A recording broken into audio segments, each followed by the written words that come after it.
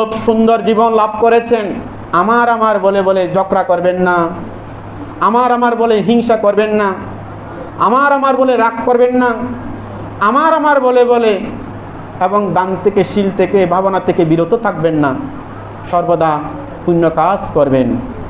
আজ আছে কাল যদি মৃত্যুবরণ হয়, আজ সুস্থ আছে আগামীকাল যদি অসুস্থ হই, তাহলে কি আমরা পুণ্য কাজ করতে পারবো?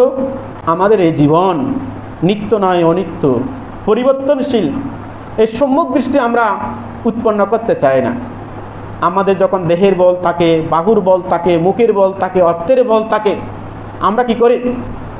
তখন আমরা ওই মিথ্যা দৃষ্টির আড়ালে আমরা নানাবিধ অকুশল কাজ করি।